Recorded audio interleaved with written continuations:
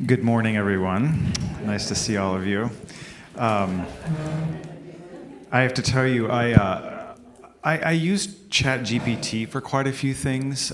For example, as one would imagine, I end up packing a lot with all the travel that I do. And so it used to be that I would check the weather for where I was going, and then I would have to, okay, what am I going to do while I'm there? And then I would make a packing list because otherwise I get super stressed out about packing. Everyone's like, "Where are you talking? Why are you saying this? This is about opera." This is still about opera. I thought, I can use ChatGPT to do this. So I said, okay, I'm going to Austin. This is when my flight leaves. This is when I return. Please check the weather. I have to do these things while I'm there, so please put together a packing list. I need a collared shirt, but it doesn't have to be a dress shirt, whatever. And so I put in there that I had to film some videos for our concert, and then I was doing this event. And so then it gave me pointers. It was like, do you need me to set a calendar reminder that that includes these things? So when you do the videos, make sure you take a lint brush and something to dab perspiration in case you need it. I took neither, of course. But then it said for Conductor Cues, it said, well, can I help you create an outline of your thing for the podium? And can I suggest entrance music? And I thought, that's what's been missing this whole time, is entrance music. So I still haven't gotten there with it, but maybe you and I can talk offline about that. Yeah, I didn't want to tell James because I thought he might come up with something really cheeky, So, we've covered a lot of ground in this series over the years, and we've talked a lot about some really specific things, recitative, some of these conventions that are in opera. We've talked about various modalities of opera. We've talked about opera and musical theater together. But when we were talking about this concert, I thought, there's something we haven't talked about, and that's really opera as a large art form, like throughout the ages, right? We're talking one of the most sustaining art forms in the world at this point, 400 plus years. And going strong. But what does this mean? And in what environment were these pieces written? Because it's such a human art form.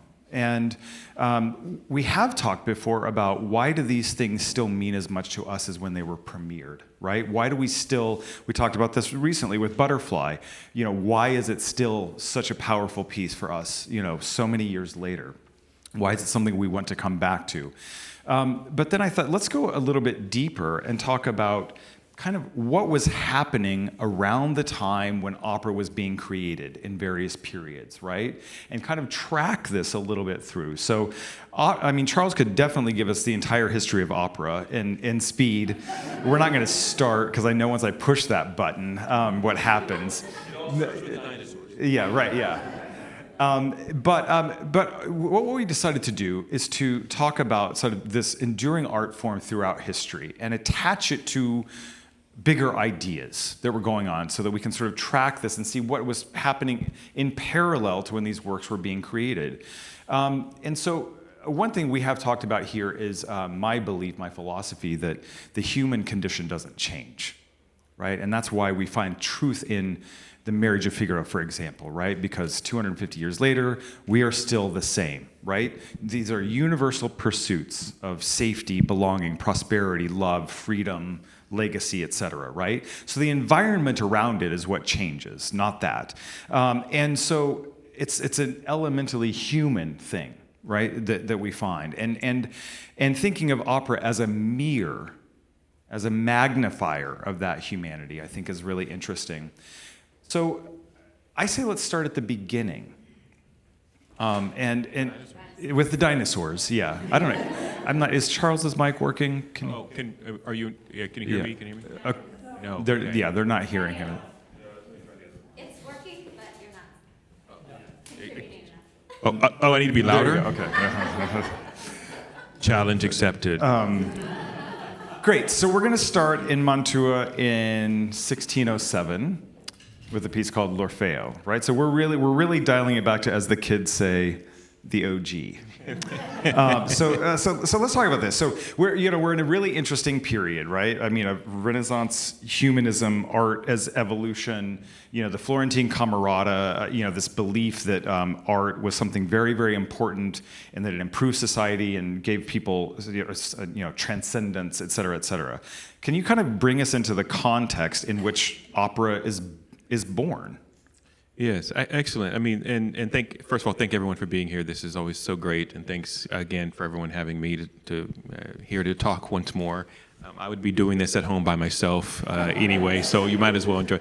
No, this is really, so just put some context around this. Monteverdi's Orfeo is the story of Orpheus, right? It's another retelling of Orpheus, and the first 3 or 4 major projects in early opera are all retelling of this tale, and I think that's an important aspect to highlight, that the story itself is the story of the human connections and how music is a little bit. Is the tendons between those connections between Orpheus and Eurydice, and in this case, choosing that as the subject matter, as this sort of laboratory that Monteverdi was using to kind of try to pull all these disparate things together, speech, acting, stagecraft a little bit, obviously music, singing, to pull them together, borrowing from these models from antiquity, from ancient Greek models that, again, they know from some writing and some pictures.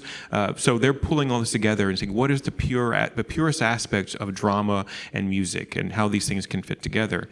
So to choose that story is very telling, that it's a love story in which, again, music is tying everything together in that fable.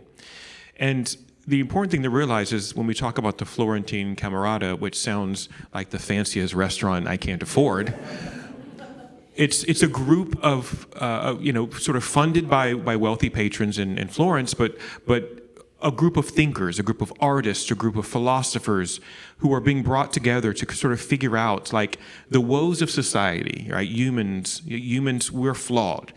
How can we find sort of a purer way to express ourselves that then could elevate all of society? And that's really what this project is about. And Monteverdi was one of the early composers to sort of take up this challenge, and the composer who produced what we consider to be the oldest sort of integrated, fully sustained opera that we still have all of. There's some bits and pieces of things that are floating around, but this is the one we have. So when we talk about, this is like day one of opera, right? This is patient zero of opera, so to speak. I'm sorry, it's too soon for the joke. Yeah, no. But no, it's very interesting because it's talking about this, right, as the idea of this is some sort of moral elevation, right? And the idea of the Camerata that reason plus emotion equals a better society, right? And it's also interesting that you mentioned patronages. I think, there's sometimes a belief that there was a point where opera was the pop music, and therefore it was self-sustaining in a free market economy, which is not really true. Yeah, it's always been born of patronage of some sort, right?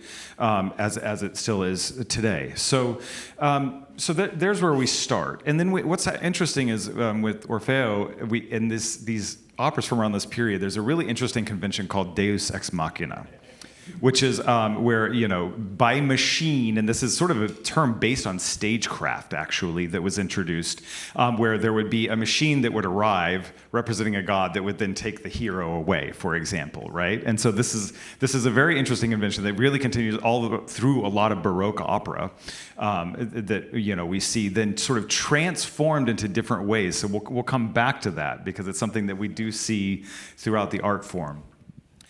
Next, we move into the Enlightenment. Okay, we're taking a pretty big hop forward, 160 years or 80 years. I'm not a math major. I have a music degree, y'all. But I wanted to talk about the Marriage of Figaro, right? Because this gets us into a very important position to talk about a couple of things: censorship, classism. Right, two very, very important things in Europe at that point. And so, Mozart, it's great because we see how he handled both of these things, right? And so what's always landed with me very heavily with The Marriage of Figaro is it's almost like domestic comedy as social revolution, if I can say that, right? Because here he knows that he has to be veiled about what he really wants to say. What he wants to do is openly ridicule prestige and the higher class, right? And that's how he writes the piece. So you notice at the end of the Marriage of Figaro, who's embarrassed? Who are the moral failures, right, who have to repent at the end? It's the upstairs people. The downstairs people, right, if we're thinking sort of Downton Abbey idea, right? The downstairs people are the ones who come out looking good, right? And who were true to each other and had the most integrity in the piece, right? And he represents this musically in a really democratic way also, yes? Yes, I'm thinking, you made me laugh, yes, because the idea of the inversion, right? This is a big part of it, and it's in the Beaumarchais plays that, this playing with class. But Mozart is able to thumb his nose a little bit more aggressively because of the musical element. Because he'll write beautiful melodies for Susanna, for the sort of the lower sort of class figures, and they're of course expertly sang if they're done right. They're beautifully carved melodies, but he writes sort of joke, farcical things for the people in power. So goodness gracious, don't be a music professor in a Mozart opera, because he will take you down, or a lawyer or a doctor. But that's a musical joke. But then when you get to things like the ensembles, right? It all melds together, and every voice is perfectly placed in perfect in all these layers that showcase, like, at the end of the day, again, this humanity, right? That we're all kind of human, and we can make fun of each other. We can call out each other for these ridiculous notions of power that the upper classes were sort of holding on to. But that's Mozart, right? He has the power to sort of seduce you even as he's making fun of you in this way. Because, I love the opera too, even though I love all of the Mozart operas, even though the smarter you are in an opera, the worse you're treated as a character, I guess. Yeah, it's really true. And I kind of love that about it. Like I was talking about, sort of this democracy of it, and that, at the end we see who gains the moral authority. And this is a very important, so maybe you can talk to us a little bit about why Mozart just couldn't come out and say that. So at the time, again, thinking about censorship, right? So at the time, everything worked according to the state, and whether that state was a crowned head or that state was later on an elected official or dictator or whomever. So, but at this time, we really have this sense where you had to submit scores ahead of time to get approval. And if we've all seen, Amadeus or versions of this, this is not exaggerated, it's a very real thing. And they would come to you and they would say, things like, well, this character, he sings, about this other character in a way that is disrespectful to power, and they're therefore disrespectful to us. And we've talked before in other Conductor's Cues, I know you have, about different moments. I think we talked about having to move locations because you can't make fun of the crowned head of that city. Yeah, like Balo Mascara. So all these things that are very common.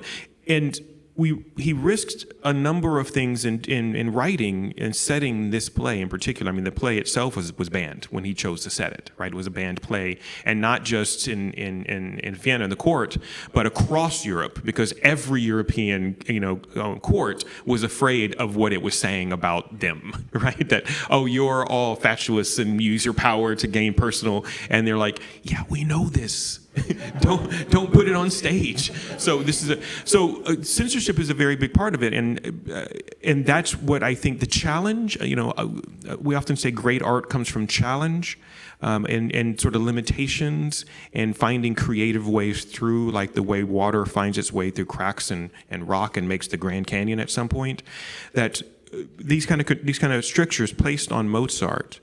How can I say what I want to say? How can I set this opera in a way that both, aligns with the sentiments of the censors, and of course will be accepted by the people the censors are working for? Because remember, the censors aren't in charge. The censors are trying not to get fired, or worse. So the way in which he had to work through these sensibilities and produce the music, I think, is one of the things, besides his genius, that made it one of these works we're still here talking talking about years and years later, right? Yeah, very much so. And remember this censorship idea, because we're going to come back to this, because this was something that was really very pervasive even into the second half of the 19th century, right? So we will come back to that. Let's move into a comedy, like a straight up comedy. There are a lot of comical things about The Marriage of Figaro, of course. But I wanted to get into the idea of comedy in this sort of comedy as liberation, comedy as rebellion, right? So let's talk a little bit about our favorite, The Barber of Seville. So by Rossini, premiered in Rome in 1816, and outright joy, outright wit. Again, there is kind of a little bit of a mockery of the more established, especially male figure, right, in the opera, who sort of ends up being the buffoon, unknowingly, unwittingly, right? This is almost like a strategy, right, that we see happening in comedy. So kind of bring us into this realm of Rossini. He wrote, three very, very important comedies, kind of, that we link together. But this is the high watermark, right? The highest one, right? One of the interesting. So this is for those of us following at home. Weirdly, Rossini comes after Mozart in time in history, but Barber is a play that is a prequel to Nozze. Right, so you see these characters sort of being set up in these three plays, and the third play, La Mère Coupable, the guilty mother, right, that's only been really set by Poulenc in any real way, and that's not really in the rep, right. I think, yeah. But so we have this prequel. So comedy here is very important, because comedy in the way that Mozart was using, musical elegance and I often say that Mozart just assaults you with tunes, right? So that, it's like tune after tune after tune, and you just kind of overrun and you kind of go along with it because it's so beautiful. Rossini, the comic timing of Rossini's writing, right? And again, he's no slouch as a composer. He retired very, very, 40-something, because he was so famous. He's like, I don't need to do this anymore. And he just sat there eating. But still had a prolific output. He wrote a crazy amount of operas. Yeah. He was doing the work and then retired. Thank goodness. But in this case, the comic timing of this is a big part of it. We have characters who are able to be themselves through comedy, right? That we're able to see aspects of them through comedy, flattering or not, right? So if you think of the famous La Guerre Fantôme, Figaro, like this is a person who is sort of on stage being himself, kind of unfiltered in a way, like sort of dealing with this thing again, and all these people want me, and I'm so great. We're getting to see these characters through comedy, and comedy is sort of almost like a great equalizer, right? Because the comedic response is involuntary. Right? Like when I tell an amazing joke, like I've done multiple times tonight, people can't help but to laugh. See, Ella. It's a great equalizer, and he uses comedy in this way. In the structure, I just think about some of the funniest moments are in the opera coming in these big pieces, of course. But when I think about Una voce poco fa, the sort of famous aria. There's that moment I love to talk about where she's like, I'm sweet, I'm innocent, I'll do this, I'll do that, no problem, but.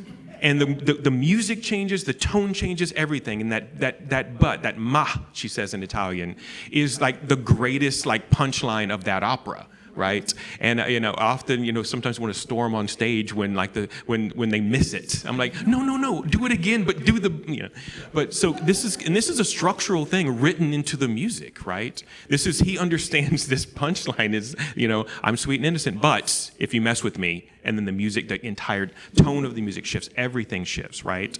And it's an opera. I mean, are we thinking about that in terms of a stand-up comedy routine? No, but in terms of the subtle use of structure and music and character, it's amazing. But that's the thing, as you said, it's joy, it's liberation, it's freedom. We're able to laugh at ourselves, laugh at each other, and of course the inversion that's happening too, the buffoonery of who, again, prequel characters, right? The buffoonery.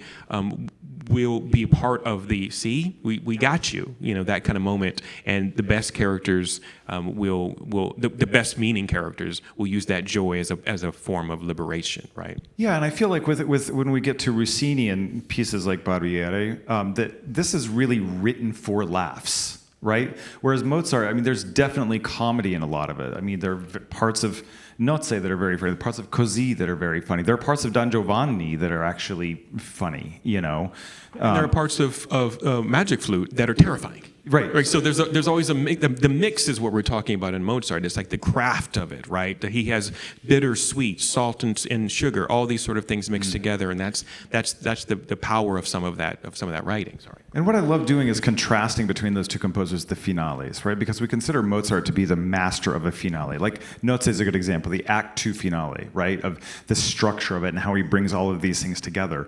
And Rossini, I feel like, does that on just speed. Right, on just high speed, because at the end, of all of his finales, he puts what we call a stretta, which is where it just goes faster and faster and faster and crazy, and all of a sudden you hit this sort of like sixth gear, right? And it just goes almost until it goes off the rails, right? And sort of as a completion of this kind of comic idea. Okay. We're going to make it through all of this. So we're going to take another big hop forward. And this is to our beloved Verdi. So obviously, incredibly important Italian composer, also dealt with censorship, and we're going to learn a little bit more about that. But I want to talk about Aida. So we all know this piece, right? We all know it as this gigantic opera. If you ever saw, actually, Leah Crocetto, who's with us tonight, sang the final performances at the Met of the Sonia Frizzell production, which if you ever saw it was the first thing I ever saw at the Met, and the only time I ever heard Pavarotti sing live. He didn't move outside of like a 6-foot radius, and it was glorious. And I was a student, and then to see this physical production, it was just stunning. So we think of it as this grand opera, right? Because at the Met production, there would be, literally horses with chariots and camels, and depending on the day, maybe an elephant, right? And all of these things going through. But what's interesting is when we sort of strip all that away and look at Aida, I consider it to be a chamber opera. With a very large orchestra and one super large scene. But because it's all about these very, very intimate relationships, right? And I think what I wanted to get to in talking about Aida is patriotism. And the conflict that creates in this opera, right? And that it becomes a very personal thing, right? This is private relationships within an imperial spectacle, one might say. And patriotism versus family, duty versus desire, right? Again, so these are all themes that we sort of laid out at the very beginning, right? That we see tracking here. So bring us into this world a little bit and what we see happening now. This is before we get to Verismo, where everything is more, reality, the reality TV of opera, as it were. So what are we talking about here, and why is a piece like Aida so significant in opera history?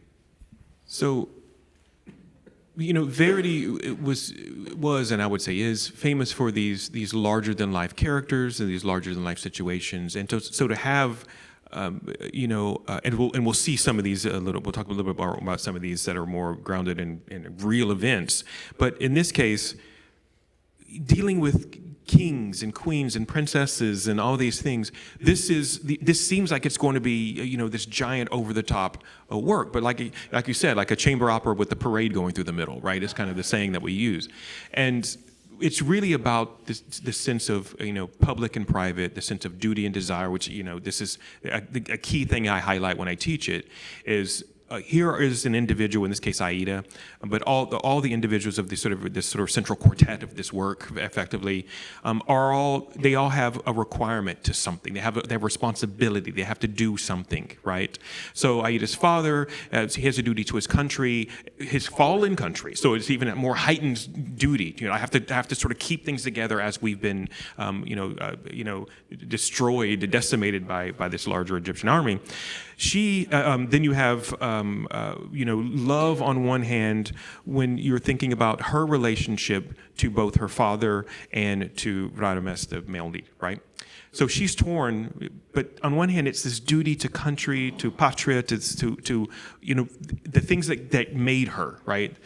And she, as a princess, which many people forget, she's the princess, right? She has more duty than the average person, right? And of course, it's complicated by the fact that her father, being the king, is also, there's their duty to the king, but also duty to father, right? On the other hand, you have her, let's just say, adopted country. It's easier.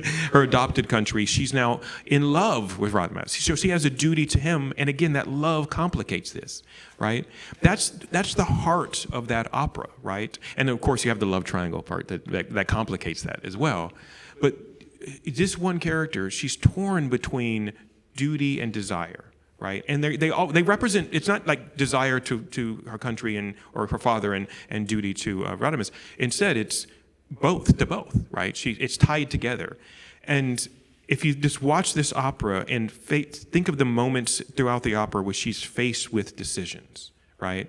So she's in the room with Amneris, and Amneris is like, "Oh, Radames he's definitely going to be married to me because I'm the princess and he's the number one general." And she's sitting there like, "What do I do with this information?" Right? Yeah. Do I strangle her or do I die heartbroken? Like, what do I do, right? Well, yeah, and I think, one of my other favorite moments in the piece is actually between her and Amonasro, her father, in Act 3, in this duet, where they have this moment that's absolutely heart-wrenching, where when she's trying to confess to him, and by the way, because he's been captured, right, by this country, and he says to her, he says, "You are no longer my daughter, you are a slave of the pharaohs."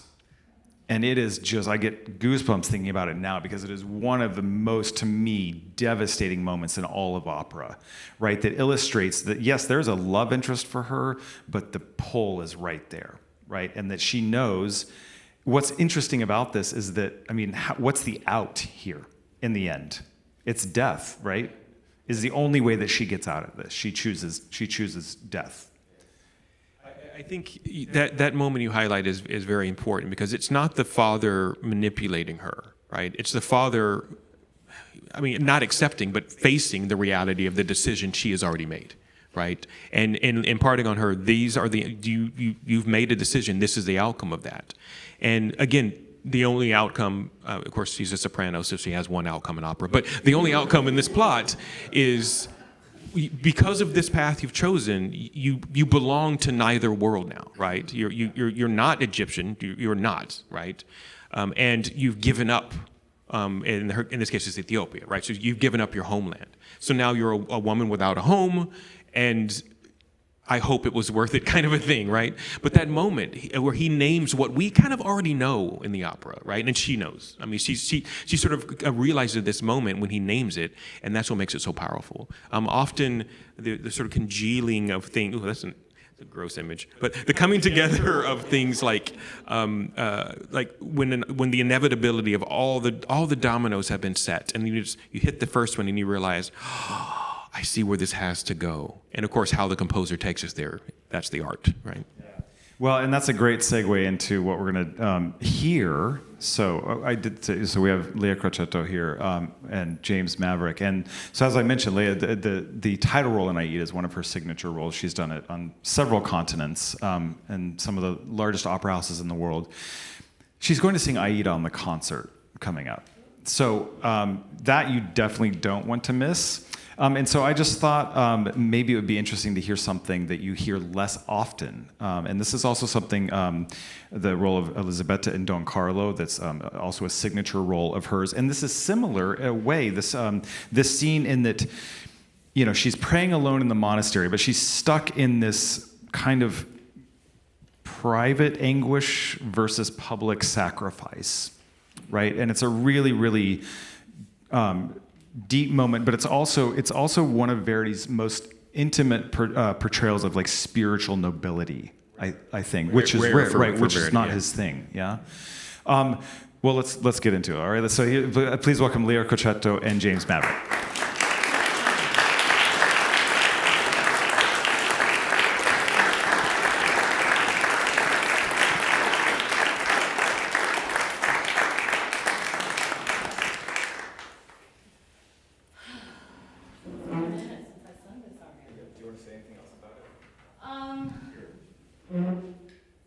think I can project, but I'll use the microphone. For the people watching at home, okay. I had the profound experience to perform this in 2 different opera houses, same production. I got to follow the production around. When that happens, it's a dream because it's less rehearsal time. But this production, it took place in a crumbling Escorial. So it was like the setting that that you hear about, that the opera takes place in, was remade on stage, and it was sort of tipped over, and you saw the roof of it and just dust and debris, and it was kind of a weird production, if I remember correctly, but I loved it. And I loved singing it because it's such a polarizing opera, in the sense that there are 3 different versions, and you never know which one you're gonna do. And you pray that there's a budget to do the 5-act French one, but there never is, so you always do the 4-act Italian. So I've been scheduled to do the 5-act French many times, and it's always been canceled because of the budget. So this is one of my favorite moments of opera because she's completely alone on stage, and there are about, 3 minutes of music before the singing starts. So you have to, if the director trusts you as an actor, you get to be on stage and create during that time, which is something I love to do. But this moment, she is battling with herself and thinking about, would it be easier to go to the eternal sleep or stay and be with King Philip and do the right thing? Right thing. So that's what she's dealing with in this moment.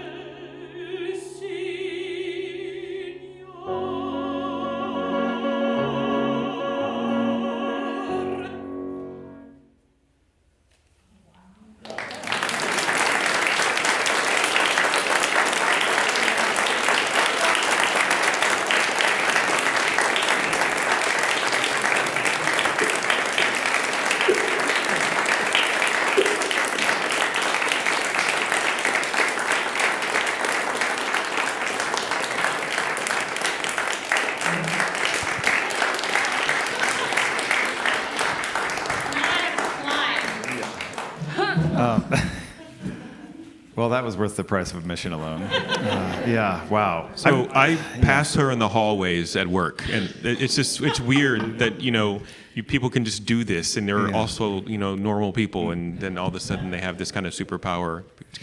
Be careful. I've never heard you sing that before. That's amazing. Oh, But it reminds me, thank the Celebrate opera concerts will be a little bit of full circle for us because the first time we ever worked together was Trovatore, and we're doing a selection from Trovatore on the concert. And I remember, I don't know if you remember this, you may have blocked it out, but it was the first time we'd worked together, and it was going very well because we like each other, which helps, when conductor and soprano like each other. Meaning friendly, like. It's sometimes more fun when they don't. Yeah, right, yeah. But we were in a dress rehearsal, and we got into one of your caballettes, and something went wrong with your costume, and you missed the entrance because you were like messing with it. And I knew that you wanted to stop and start it again, but I couldn't because I knew I didn't have enough time. Yeah. And so I kept going, and the whole time I thought, oh man, she's so mad at me, and this is not going to be good. But then we ended up being friends. Yeah. Yeah. I honestly don't remember. You're absolutely thank right. God. I blocked it out. I had nightmares about it for like 5 years. Yeah. I do remember that, actually. And I was mad for 5 seconds, and then I was like, shit happens, Yeah, exactly. That's right. So, especially in opera. Especially in opera. Yeah. It's exactly right. I was doing Otello at La Fenice in Venice. I've heard of it, yeah. It's a small little theater. Yeah. Making my Italian debut, and the crew people, I'm singing Ave at the end of the Ave Maria, and they're banging on the door because the Otello has to make his entrance through the door, and it was stuck. And so they're like, psh, banging, and it's it's the recording that they use on the air. If you've ever heard my version, public radios all over the world play it. If you've heard it, it's that version, and you can hear the hammering. And I was supposed to be strangled in that with huge rosary beads, just like the size of golf balls, the beads, and they hung down to like mid-calf. The crew took them off of me before I made my entrance, and Greg Kundi, it was his first Otello, my first Otello, he's supposed to strangle me with them at the end, and he ended up having to use the slip of my dress to do it because there were no beads there. So stuff happens, and life goes on, and we make music, and it's a wonderful time. Exactly. It's live art, people. All right, we're going to jump quickly through a few more pieces, and this one's going to make George Preston very happy. We're going to talk about Parsifal. Because I want to talk about, I know, but I wanted to talk about spiritualism as a part of opera, which is something, we've sort of gotten to it a little bit, especially with the Elisabetta, but this is very much a profound spiritual journey. And I don't know, how many have ever experienced Parsifal live? Yeah, and live to tell about it. A handful, yeah. I remember seeing it and when I was a young conductor still, and it was the new production at the Met, conducted by Daniele Gatti, who conducted it from memory, by the way. That's 4 hours of music. He conducts everything from memory. It's wild. It's insane. I did a Verdi concert with him in France, and it was all from memory. It was a feat, but it was an incredible production, and I had no experience with the piece. And I sat down. I'd been given a ticket, and so I sat down in between two people who were both very, very well-known, intendants and impresarios in the opera business. I knew both of them. One of them knew me more than the other, and she leaned over and she said, "Timothy, is this your first Parsifal?" And I said, "It is, yeah." And she said, "Well, just wait. In 4 hours, you'll be weeping." And I was like, "Diane, that's cute. Thanks. Yeah, I'm good. Yeah." And sure enough, like 4 hours later, I'm like ugly crying. Like I too can be redeemed. Like but that's what's amazing about this journey, right? That it's kind of an agnostic spirituality in this case, but of compassion. And grace. And so I just wanted to talk a little bit about this and like kind of this the way that this is crafted and this story is told, because you talked about this when we were talking on the phone the other day. You said something about wiggly air. Can you come back to that? Because this is a really good Yes, image. this is, and some of y'all who've ever shared a glass of cheap wine with me will remember this. But I tell my students, I tell everyone I can, just random people on the street, tell them music is just wiggly air.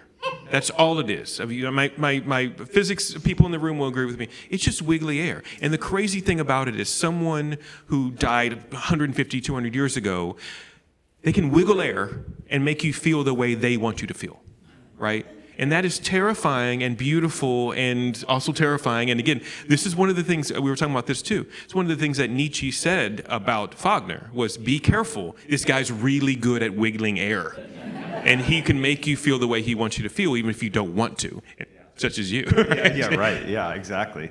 But what's interesting about it is this sort of what I love about this piece. And by the way, the next morning I went to the Juilliard bookstore and I bought a full score, a study score of Parsifal, and that was my bedtime reading for a year after that. Like that's all I did was read that score at night. Nerd alert. Yeah, exactly. It's true.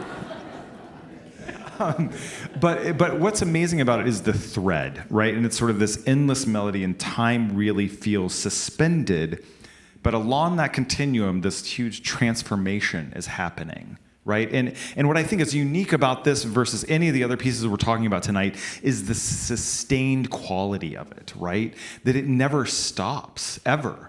And just to be clear, the endless melody is a technical term that is used within opera the criticism world, and of course by Wagner himself, where he when the piece begins, all the elements, the musical element, the melodic elements, they all carve into each other. So there is not a sort of bing bong boom, and then you applaud. It flows and spins out through. Yeah. So that's part of the power of works like Parsifal is that it never lets you go.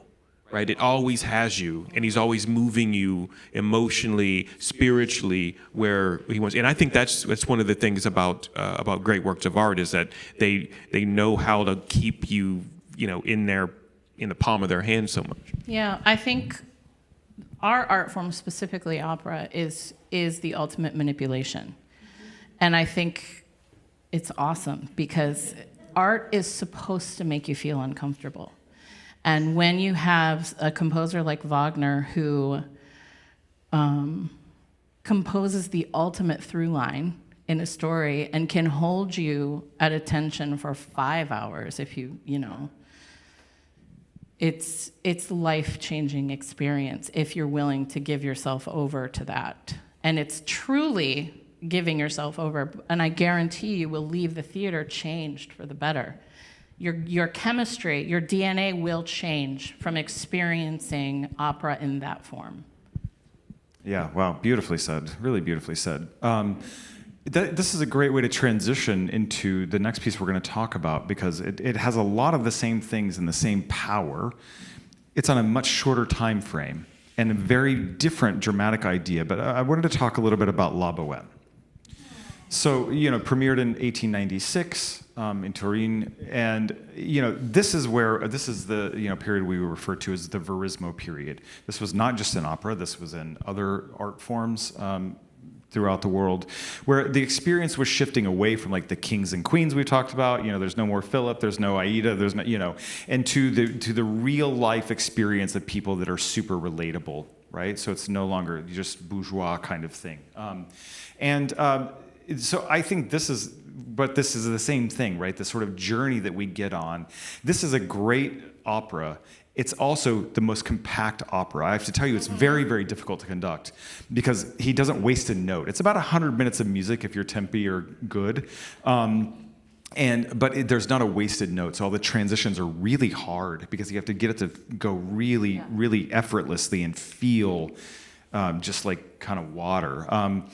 I'm just saying that so next time you hear me conduct it, you'll be like, "Oh wow, that is really hard." Yeah. You're not the first conductor to say that. Yeah. I've heard that from so many conductors that Bohème is so satisfying when you can do it because it's one of the most difficult operas to conduct. It really is, and it's wonderful because Puccini was a fascinating orchestrator.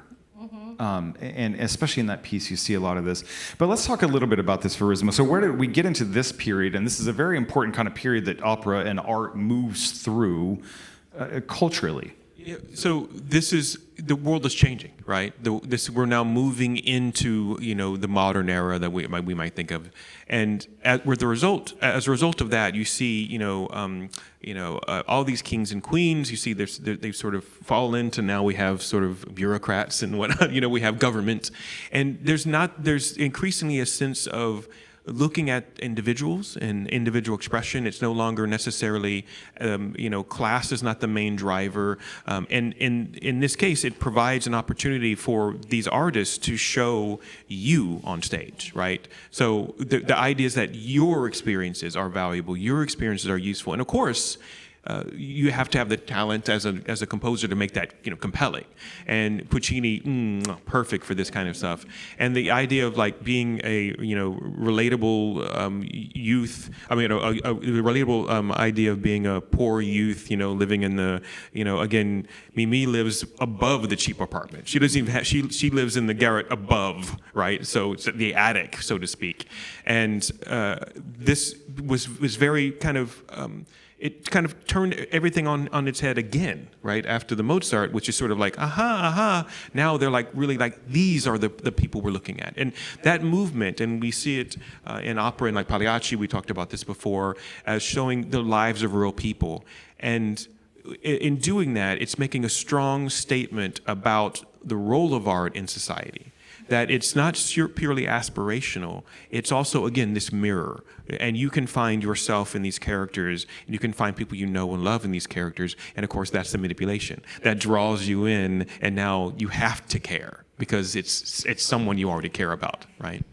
Yeah, and I think I would say, we have this coming up at the end of the season. And this is, if you're going to bring someone to anything, this is a perfect first one. You should bring your friends to everything we do because it's all amazing. But this is a great first one, right? Because it's a gateway drug to opera. It really is. It really is. And I've had a lot of people tell me that who fell in love with opera through La Boheme, and it's amazing. The crafts person that he was, right? Yeah. In that.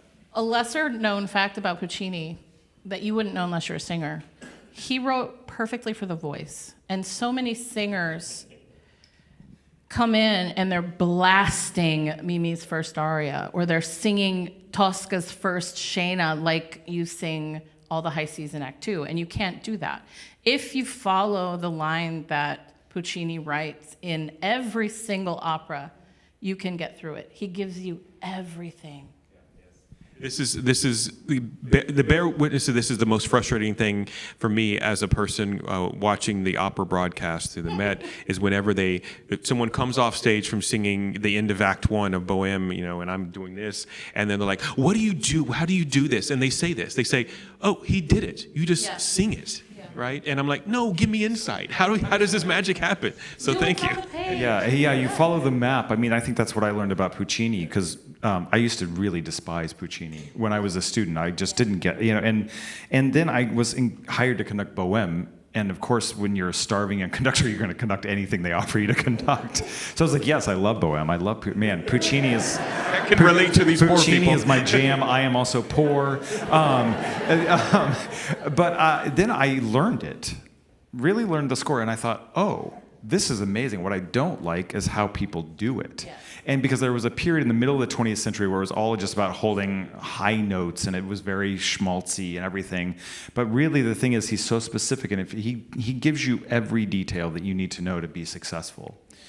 I want to move on to something, but I would like for Leah to just, by singing the next selection, do a little, you'll all know what this is, but I want her to be able to reveal it to you just after she sings the first word of this, and you'll know which opera is which is next. But this is also the first piece I ever sang with orchestra. Oh. When I was 16 years old, I won a concerto competition in my hometown.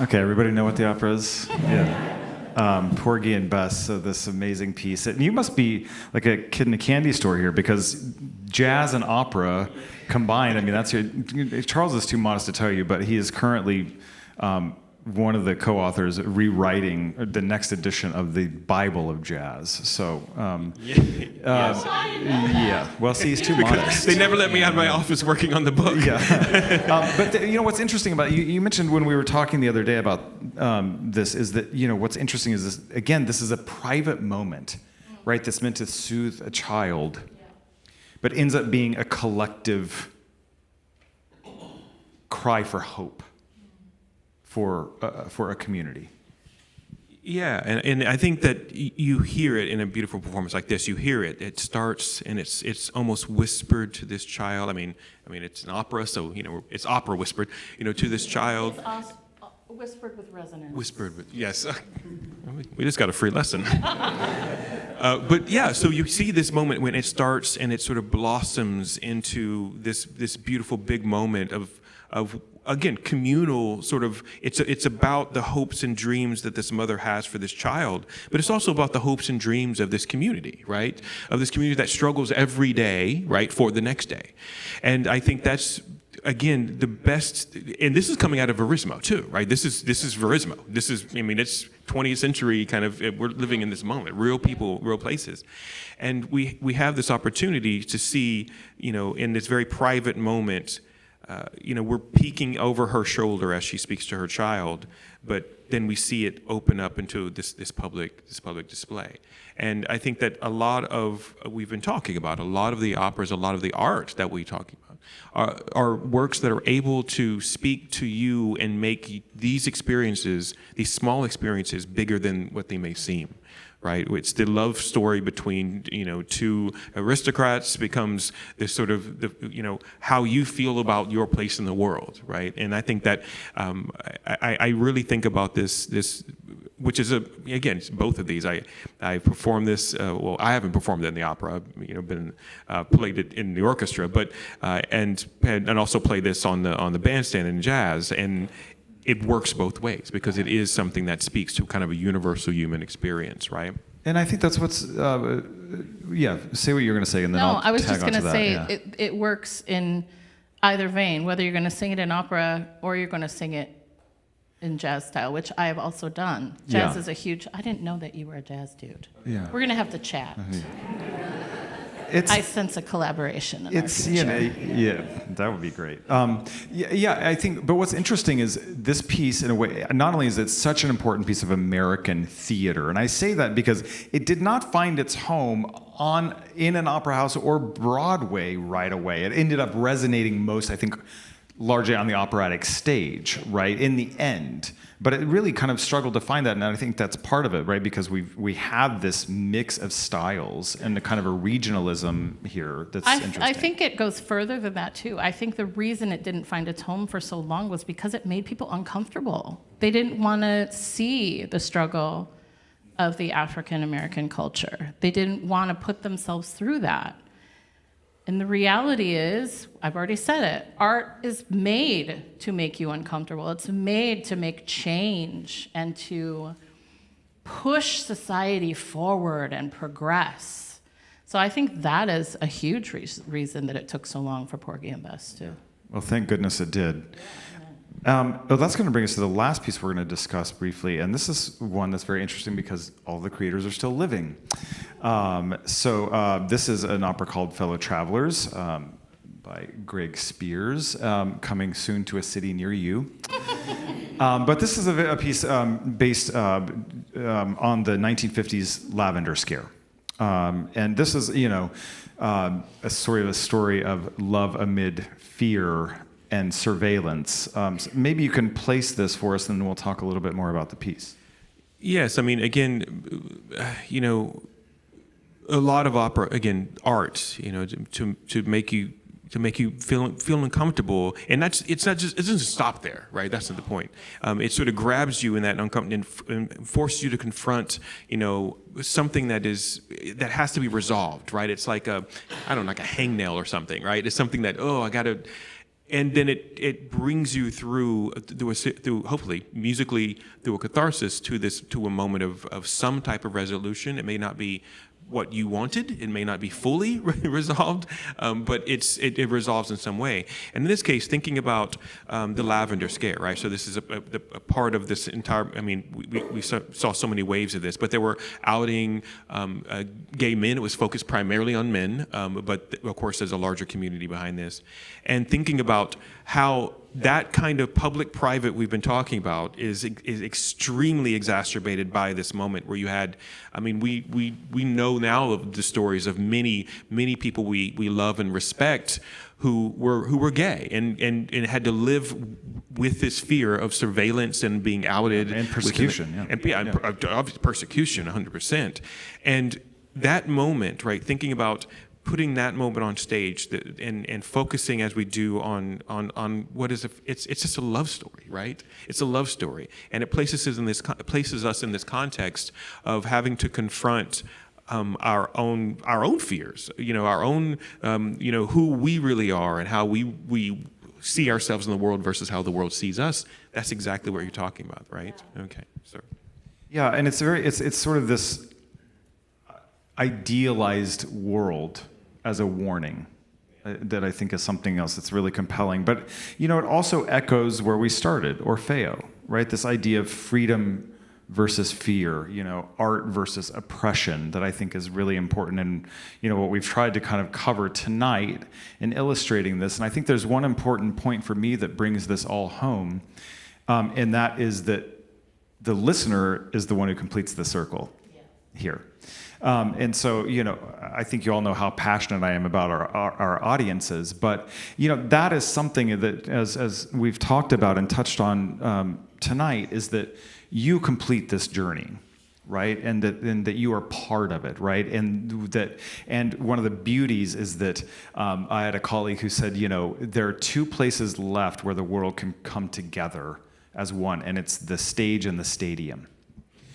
But we're in desperate need of things that bring us together as a community and level the playing field, and that where people can have their own feelings, and that everyone will react to it differently, right? But that we're having a communal experience that, as I've talked about before, is happening in that moment and will never happen again. It's not a recording. Yeah, and so you are an integral part of that. And so I just want to thank both of my colleagues. Thank you, James, for just an amazing evening. And we're so excited about our Celebrate Opera program. I mean, this is an incredible program. We have put an immense amount of work into making it something that really is engaging and flows. And you will hear a huge variety of repertoire. I mean, from just sort of some of the barnstormers of opera, all the way through things like what similar to what you just heard. So I encourage you to not just be there, but bring people. Yeah, because this is a great opportunity for us to celebrate this enduring art form in all of its glory, and the highs and the lows, the dark, the light, all of these beautiful things about this thing that we love, and the power that it has. And I'm not being hyperbolic when I say this is one of the things that can save our human race. So thank you for being here, and we'll see you there.